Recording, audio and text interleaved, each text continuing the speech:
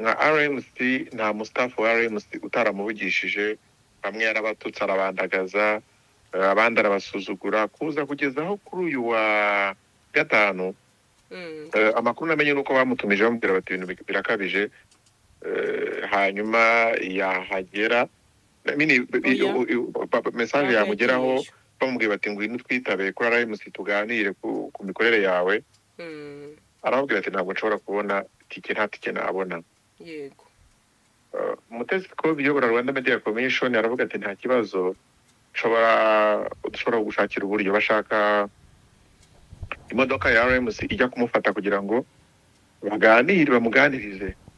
Ariko kuva ubwo akuraho telefone nyuma yanga kubitaba. Yego. So urumva ntako batari bagerageje. Hari ushinzwe ibijyanye n'amategeko legal officer witwa Lydia. Inshuro nyinshi yagiye agerageza ariko Liliane aramusuzugura, mutukagira ate. Sikobiye ntabwo yakunze kubishyiramo imbaraga personally, ahubwo yitabazaga abandi bakozi gukora ibyo yakoraga nyine. Mu biganiro nakoze ubushize nkuko nabikubwiye, nanavuze nti hari abantu bamwakiserera. Yego. N'ubu muri commentaire z'iki kiganiro uraza kubabona abo bantu. Bavuga ko ari intwari, bavuga ko yavuga ukuri. By the way, niba bumva ari ukuri. Ntekereza ko uyu munsi bo barimo guserebura kubera ko bifuzaga yuko yafungwa, kuko sinayo wa mbere. Hari benshi bagiye bashuka bakabashimagiza ko bari gukora ibintu by'igitangaza, ko bari kuba intwari. Ariko byakabaye byiza ubaye intwari uhari inyuma akongera. Ariko noneho RIB nabwo imuhamagara nk'uko umuvugizi wa RIB yabivuze, ntabwo bamuhamagaye bagiye kumufunga. Yego. Baramuhamagaye ngo yitabe, ubwo byari nko kongera kumwiharangiza wenda bwa nyuma cyangwa se ubwa kenshi simbizi. Yanga kwitaba. Hari tweet yasibye. Urumva bagezewe ari ikingirana. Yikingiranye, hari yatangiye bajya kuri Twitter arandika ndatabaza Pastor Lady baje kuntwara ku ngufu. None se RIB Pastor Lady niwe udashyigikiye ko RIB ita muri yombi abantu bakurikiranyweho ibyaha cyane, noneho umuntu watumijwe so ni ibintu ubona ko bwiye ko yari ikingiranye. Hari magambo urumva ari ikintu n'ikibazo, hari igihe kiba ntabwo navuga ngo kiba cyoroshye, kuko RIB igukeneyeho ku bintu bigize icyaha biba byamaze gukomera deja cyane. Ariko no mu mategeko hari ikintu twita impamvu nkomezacyaha. Iyo resistance ubwayo yuko bagera n'iwawe batitohoka ukifungirana, baba bafite ububasha bw'uko umuntu bakeneye ku neza byaba byiza, ariko mutaboneka ku neza harakoreshwa imbaraga amategeko abemerera. Yego. Gasaro TV. Bakunzi ba Gasaro TV tubahaye ikaze aho muherereye mu mpande zose z'isi, tubabwira ko tubakunda cyane. Mwebwe mureba ibiganiro byacu umunsi ku wundi, ni ukuri muraba ingenzi kuri twe, kandi ni mwebwe muduha imbaraga zo gukomeza gukora. Kuri uyu munsi rero nifuje ko twaganira ku nkuru, ndetse nagiye mbona hari abanyandikira bati ese iyi nkuru tugiye tubona ku mbuga nkoranyambaga yaba ariyo, byaba byagenze bite? Ni inkuru y'uko umunyamakuru witwa Uwineza Liliane yatawe muri yombi n'urwego rw'ubugenzacyaha RIB. Ni inkuru rero benshi bagiye babona ahantu hagiye hatandukanye, ariko nanone ukabona bari kwibaza bati ese aya makuru yaba ariyo? Liliane yagiye amenyekana mu itangazamakuru, ndetse kugeza kuri ubu ni umunyamakuru ufite ikarita ya RMC, ndetse wagiye akora ku maradiyo agiye atandukanye.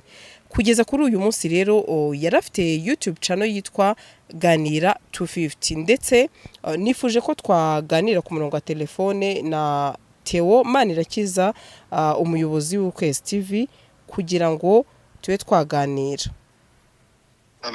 Allo Theo, waramutse? Aramutse neza. Mumeze mute?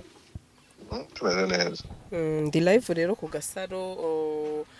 nari mbabwiye ko bashobora kuba babonye inkuru impamvu nkizo bashobora ni uko hari abagiye bambaza batese iyi nkuru yaba ariyo ariko nayo imaze kubabwira ko n'ubundi umunyamakuru Liliane Uwineza kugeza kuri uyu munsi ni umunyamakuru kuko afite n'ikarita ya RMC yatawe muri yombi n'urwego rw'ubugenzacyaha RIB. Ayo makuru nawe wabayamenye? Yego nayamenye. Hanyuma Theo, nagiye mbona hari byinshi abantu bibaza bati ese byagaragaye ko RIB yagerageje guhamagara uyu mubyeyi Liliane Uwineza ndetse baramuganiriza ariko nyuma yaho akomeza gukora ibiganiro ndetse aho harimo imvugo zishobora gukurura amacakubiri ndetse aho yanze kwitaba uru rwego. Bamwe bati ariko se byaje kugendekera bita abantu dukora ku mbuga yewe abantu wenda bafite ko babumva ibintu kwabo ariko cyane cyane bigendanye n'ubuheza nguna abantu bamwe bafite bwo gushaka kwirengagiza ukuri bakubona no gushaka gushuka abantu. Ngiye nakoze ikiganiro nyamara kubona ibintu Liliane yakoraga ndavuga ni inzego zirimo RIB zirimo RMC n'abantu imiryango abanyamakuru muri rusange begereye umunyamakuru kuko ari kurenga umurongo bishoboka ashaka afite ikibazo wenda cy'ubuzima bwo mu mutwe niko nabivuze. Arabahise banyataka kandi aravuga nti nge Liliane umunsi azatabwa muri yombi nzababara n'undi koko nababaye. Icyababaje cyane ni ukuba twese nta muntu utabwa mu cyaha ariko kugwa mu cyaha habayeho ko abantu bagiye bakugira inama n'abashimira izo nzego kuko naje kumenya ko kuko ntabwo nabivuze gusa nakoze follow up menya ko izo nzego n'ubundi zamwegereye. Yego. Nka RMC nta mustafu wa RMC utaramuvugishije, bamwe yarabatutse arabandagaza abandi arabasuzugura kuza kugezaho kuri uyu wa gatanu. Amakuru namenye nuko bamutumije bamubwira bati ibintu birakabije hanyuma yahagera message yamugeraho bamubwiye bati ngwino twitabe kuri RMC tuganire ku mikorere yawe. Arababwira ati ntabwo nshobora kubona tike nta tike nabona. Yego. Mutesi ko biyobora Rwanda Media Commission aravuga ati nta kibazo dushobora gushakira uburyo bashaka imodoka ya RMC ijya kumufata kugira ngo bamuganirize ariko kuva ubwo akuraho telefone nyuma yanga kubitaba. Yego. So ukurumva ntako batari bagerageje. Hari ushinzwe ibijyanye n'amategeko legal officer witwa Lydia. Inshuro nyinshi yagiye agerageza ariko Liliane aramusuzugura mutukagira ate Scovia ntabwo yakunze kubishyiramo imbaraga personally ahubwo yitabazaga abandi bakozi bitewe n'uko Scovia ari mu bantu nawe bakunze kwibasira. Scovia kiyigisera ngo wenda bitazamera nk'aho ari kwirwanirira we ku giti cye kuko hari n'amakuru ufite ko bigeze guhurira ahantu aramubwira ati njye mvuga nta kibazo nka Scovia ariko izi nzego aba bantu uri kuvuga bagambye gukoresha ko bikabije. Ati ikibazo ntabwo ari njye ariko uburyo uri kwibasira abantu n'inzego birakabije. So urumva rero mu magambo make ngewe nk'uko nabivuze n'ubushize ndagaya cyane abantu bari bari hafi ya Liliane. Inzego ntabwo ubwo n'abanyizigaye kuko zagerageje kumwegera zirimo no ko RIB yamugiriye inama bakamwereka yuko ari gukabya ariko agakomeza gukora ibyo yakoraga nyine. Mu biganiro nakoze ubushize nk'uko nabikubwiye nanavuze nti hari abantu bamwakiserera. Yego. No muri commentaire z'iki kiganiro uraza kubabona abo bantu bavuga ko ari intwari bavuga ko yavuga ukuri. By the way niba wumva ari ukuri kose si ngombwa kukuvuga. Yego. Umuntu uzakubwira ko ariko n'uwe ibyo yavugaga byinshi byari n'ibinyoma. Hari n'ibyo nakoze ngaragaza ko abeshya ngira ngo namwe hari ibyo mwatambukije agaragaza ko ubuyobozi b'ibitaro ngo nta diploma agira mu gihugu nk'u Rwanda. Yego. So icyo gihe nagaragaje ko ngiye nabashije kubona igihamya y'uko umuntu yavugaga ari umuntu ufite degrees zitandukanye zirimo izakuye mu Rwanda no mu mahanga. Hari umuntu ufite inyandiko ziri akademike zubashywe yarangije muri kaminuza y'u Rwanda afite amanota ya mbere. Hari umupolisi ku rwego rwa commissioner ukamwandagaza. Ibyo byose yaraburiwe ariko nuko kibaza ngo kibiganiro abonaga bisa nkaho bishobora kuba bifatwa n'abana nk'umuntu ufite abana batatu bakuru kuki bo batamugiraga inama. Ariko noneho abantu bamwakisereraga bajyaga bumva ashima mu biganiro. Ntekereza ko uyu munsi bo barimo guserebura kubera ko bifuzaga yuko yafungwa kuko nawe wa mbere, hari benshi bagiye bashuka bakabashimagiza ko bari gukora ibintu by'igitangaza, ko bari kuba intwari, ariko byakabaye byiza ubaye intwari uhari, n'ubutwari bwawe ibikorwa byiza ukabisangiza abantu. Kwijyana mu mugozi ubwo ni ukujya uvuga buri wese ajya akora ibintu yiyahurira kugira ngo apfe ari intwari. Oya, njyewe mbona ko Liliane abana be nibo bantu ba mbere na bureminga, kuko iyo umuntu afite abana bakuru uko agenda anakura mu myaka no mu bwenge niko aba agenda ashibuka, kubera abana yabyaye bakwiye ko baribo bamugiriye inama, bamubaye hafi, bamubwiye bati have. Theo, ntekereza abantu benshi ibyo ayo makuru urayafite, urayazi ko uno mubyeyi hari benshi bagerageje kumugira inama uko bishoboka. Abantu bakurikiye ibiganiro bye, umuntu yibasiraga kenshi yabaga ari uwamubwiye ati warekeye. None kuki udatekereza ko n'abana bashobora kuba baramugiriye inama bigafata ubusa? None se ko twese twagiye tubikora akatwibasira, umwana we yabikora yari kuvuga yuko yatumwe nawe? Ibyo byose ntekereza ko, ariko simbizi. Ariko rega umuryango ufite ububasha ndakumirwa kugera ku rwego banagufata ku ngufu bakakujyana kwa muganga. Yego. Hari umugenzacyaha umwe twavuganye, ariko twavuganye atari nk'urwego, tuvugana nti umuntu nk'uyu kuki, arambwira ati RIB igiye kumufata ikavuga ngo mujyane kwa muganga, abantu batavuga ko bamujyanye kwa muganga ku ngufu, bakavuga ko ibintu nk'ibyo ngibyo ati umuntu yakwiye kuvuzwa n'umuryango. Ariko numva ibyo ambwiye kuko nanjye numva nibyo. Ariko uyu muryango wakujyanye ku ngufu, neza abantu bose bari Indera wagira ngo bajyanywe n'abandi, si imiryango yabo. So umurwayi wawe kuba utamubona ngo umone ko yahungabanye cyangwa byakabije, ni inshingano zawe gusuzuma ibyo bintu kurenza abandi bantu. Hanyuma hari ikintu uvuze, ari nacyo kintu nabonye abantu benshi basaba urwego rwacu rw'ubugenzacyaha RIB, bati n'umubyeyi byakabaye byiza babanje kuba yavuzwa, bati kuko ushobora no gusanga hari ikindi kibazo gihari. Urabyumva gute wowe rero? Nabonye ari ibitekerezo by'abantu. Mu bushishozi bwabo bazareba niba kuko bamuvuza, niba bigaragara ko yaba arwaye, sibyo? Ariko njye nanashimira RIB ko iyo ntambwe yo kumuganiriza yari yatewe rwose, ndetse ibiganiro bimwe akabigira prive, ariko inyuma akongera. Ariko noneho RIB nabwo imuhamagara nk'uko umuvugizi wa RIB yabivuze, ntabwo bamuhamagaye bagiye kumufunga. Yego. Baramuhamagaye ngo yitabe, ubwo byari nko kongera kumwiharangiza wenda bwa nyuma cyangwa se ubwa kenshi simbizi. Yanga kwitaba.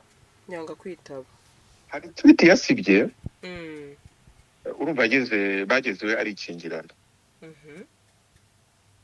Yikingiranye, hari yatangiye bajya kuri Twitter arandika ndatabaza Pastor Lady baje kuntwara ku ngufu. None se RIB, Pastor Lady niwe udashyigikiye ko RIB ita muri yombi abantu bakurikiranyweho ibyaha cyane, noneho umuntu watumizwa so ni ibintu ubona ko nayo reaction ubwayo wabonaga ko harimo ikibazo mu by'ukuri. Theo, hari ikintu numvisha umubyeyi witwa Joseph mu kiganiro yakoze, aho yavuze ko ngo byabaye ngombwa ko hicwa n'inzugi. Hari ikintu waba ubiziho? Yes, nakubwiye ko yari ikingiranye.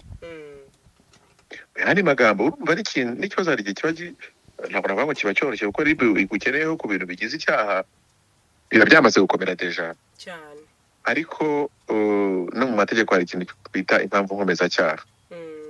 Iyo resistance ubwayo yuko bagera n'iwawe batisohoka ukifungirana, baba bafite ububasha bw'uko umuntu bakeneye ku neza byaba byiza, ariko mutaboneka ku neza harakoreshwa imbaraga amategeko abemerera. Yego.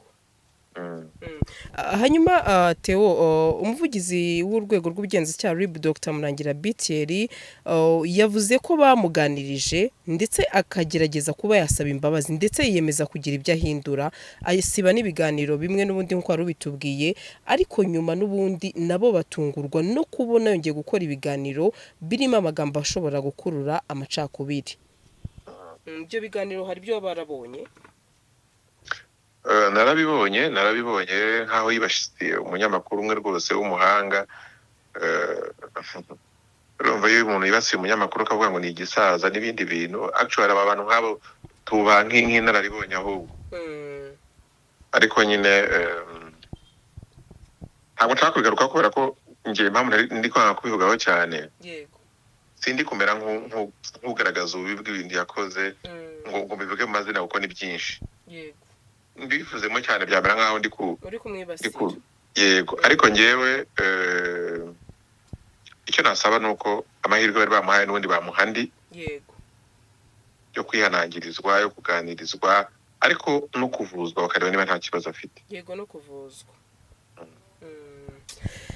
ngayo nguko teoreka dureke n'ubundi urwego rukomeze rukora akazi karwo n'ubundi tuzi ko rukora neza kandi kuba umuntu agiye hariya twese twagiyeyo ari njye ubivuga nawe waciyeyo hari ubwo ugenda ugasanga hari ibyo kuba heza ko si heza kuko ntabwo yagiye mu birori ariko nanone ni abantu bafite ubumuntu mbere yuko bagira ubunyamwuga mvuze ko ugenda ukaganirizwa hakaba hari ibyo wabasha kuba wahindura ntabwo mbizi niba bagifite umwanya wo kumuganiriza kuko n'ubundi yagiye kuko reka dushyire muri reality yego ribu abakozi ba ribu ni abantu so uribaza nawe ubwiye umuntu ngo ngwino unyitabe unsobanurira ibintu ibi n'ibi akanga kukwitaba ukajya kumureba iwe mu rugo tayari uba utangiye gukoresha karubira ya leta yego ukajya kureba umuntu mu rugo warangiza wagerayo iyo wamubwira ngo sohoka akifungirana ukitabaza izo mbaraga yego biragoye yuko iyo hitabajwe imbaraga zingana gutyo biragoye ko ntabwo ibintu akenshi biba bicyoroshye yego biba bikomeye so ubwo navuga ntireka ne kubyinjiramo ubushishozi bwabo buraza gutuma bamenya igikwiye gukorwa yego niko bimeze Theo ndagushimiye cyane ku kiganiro tugiranye ndetse benshi babashije gusobanukirwa byinshi kuri uyu munyamakuru watoye muri yombi Uwineza Liliane reka tukubwire ngo ukomeze ugire ibihe byiza yego namwe murakoze ngira ngo rero murabyumva nibyo koko Uwineza Liliane nk'uko musanzwe mumuzi mwajyaga munakurikira benshi ibiganiro bye ariko reka mvuge ngo ibingibi nanone bijye biduha isomo twese turakosa kandi ntago dukora ibyiza uyu munsi abari njyewe ejo arundi ariko byakabaye byiza igihe urwego rutwegereye rukaba rwatugira inama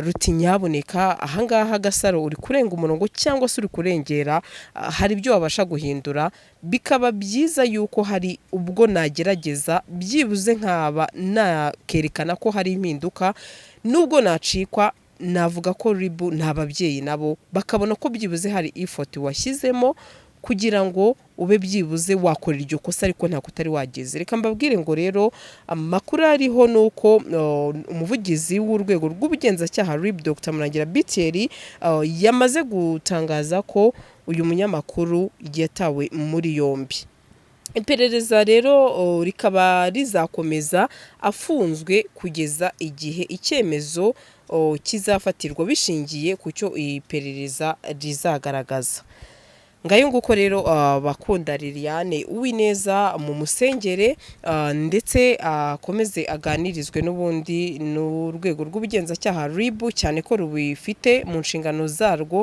ndetse no mu bushishozi bwarwo ruduhitiramo ibikwiye reka mbabwire rero ngo ndabashimiye mwebwe mwadukurikiye ndetse aho muri hose mbabwira ngo nukuri tubashe kuganduka ndetse mbabwira ko itegeko ni itegeko tubashe kuryubaha kurushaho ndetse twubahe n'abatuyobora reka mbabwire ngo ngewe twari kumwe ni Gasaro nk'ibisanzwe mu nkuru n'ibiganiro bigiye bitandukanye nakagaruka ciao ciao mukomeze mugire ibihe byiza n'icyumweru cyiza abagiye gusenga n'ukuri mu sengere isi yose ndetse nabugarijwe abarwayi abashonje n'abandi benshi bagiye batandukanye mubabe hafi mu isengesho reka mbabwire ngo rero mukomeze mugire ibihe byiza ndabakunda cyane ciao ciao Gasaro TV